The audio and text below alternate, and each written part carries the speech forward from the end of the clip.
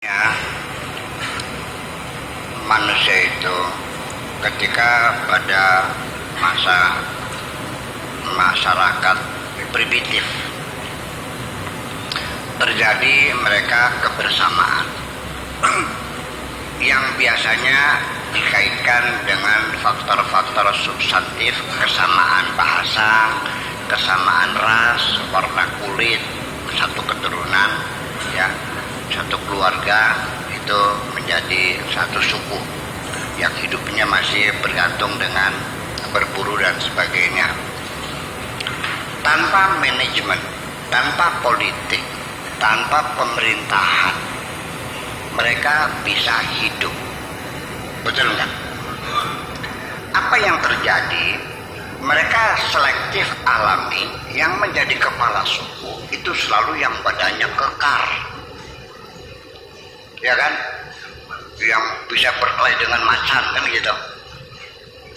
Nah, ketika dia dinobatkan sebagai kepala suku, tidak ada aturan undang-undang dasar, undang-undang, peraturan, juklik, apa, juklak, juknas, juknis, juklak, juknas, nggak perlu. Kepala suku dengan kebijaksanaan dia sendiri tinggal tunjuk-tunjuk saja, melakukan job description. Dia dengan instingnya menunjuk anak buahnya yang kekar-kekar, kamu 1, 2, 3, 4 berburu. Nah, ini yang punya masak, kamu masak. Yang mengisi, ini mengasuh anak-anak, yang menjaga kampung kita. Mereka damai, nggak ada masalah, nyaman-nyaman saja, iya kan? Nah, mulai ketika mereka dalam satu ras, satu suku, satu bangsa. Nah, ketika kita ini terjadi beberapa suku, bangsa, bahasa dan sebagainya, etnis yang berbeda-beda, di situ kan terjadi pergulatan. Nah, pergulatan itu akhirnya mencari rumus-rumus baru bagaimana kita bisa membangun kebersamaan yang disebut dengan sekarang menurut negara kebangsaan, dan masing-masing punya kepentingan. Nah, itulah makanya hasil dari pergulatan itulah muncul ide namanya pluralisme. Itu artinya kita hidup berdampingan sekalipun kita sukunya berbeda, agama berbeda, bahasa berbeda. Semacam itu maksudnya. Jadi yang dipertanyakan tadi memang apakah, dan memang pada zaman primitif itu petunjuk awal yang memberikan aturan kebersamaan dalam bentuk suku-suku itu adalah wahyu dari Tuhan.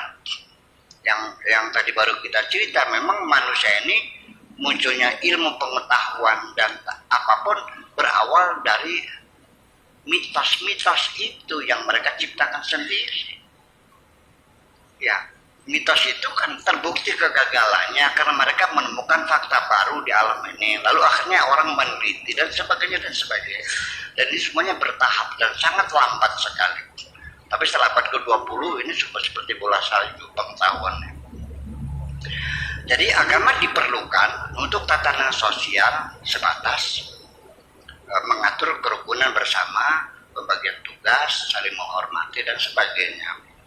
Tetapi agama juga secara individu pribadi masing-masing adalah merupakan insting bawaan manusia, karena melihat dalam kehidupan sehari-hari dia melihat gejala-gejala alam yang di luar kendali dirinya, dan dia melihat adanya suatu aturan alam semesta yang disebut dengan metafisika. Itu artinya mawaro atau tabiah yang ada di balik alam ini.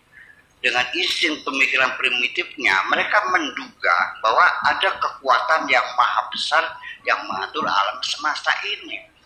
Tetapi ketika itu hidup masih dengan tingkatan mitos, maka terjadilah agama-agama lokal di dunia ini, ya, agama wiwitan, agama apa lagi? Ya kan, ya yang batu, yang pohon segala macam, itu kan pertemuan mereka. Kita hormati aja lah, itu sebagai awal kan. Nah, nabi-nabi itu disebar ke seluruh dunia. Allah kirim nabi-nabi, rasul ada. Mana mungkin di Cina tidak ada nabi, tidak ada rasul? Mana mungkin di Jawa tidak ada manusia? Di mana ada komunitas manusia, di situ Allah membimbing. Artinya seorang cendekiawan, seorang filosofnya yang terbimbing jiwanya halus, dan disitulah dia membuat satu aturan-aturan, nilai-nilai etika dan sebagainya. Ya kan begitu persoalannya. Iya.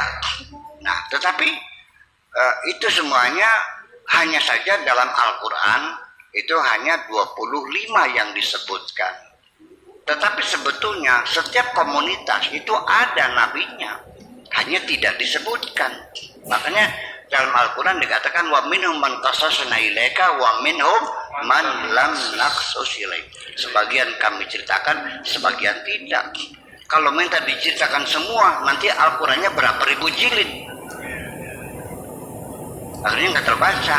Jadi Al-Quran itu hanya sebetulnya 25 nabi itu sebagai sampel saja, watak, potensi, kebiasaan dan sebagainya. Itu 25 nabi yang menampilkan 25 watak, jadi sama dengan 25 pangkat 25 dari kepribadian manusia itu.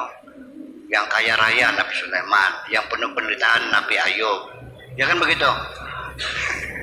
Bisa ya, yang agak perkasa galak ya kayak Nabi Musa, ya kan, yang ganteng yang ini seperti itu sudah cukup mewakili sifat manusia sealam dunia.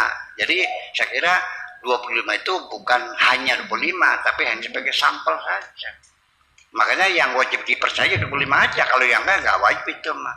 Makanya saya menduga seperti Konfusius, seperti Siddhartha Gautama, mereka para nabi-nabi juga persekutuan sama.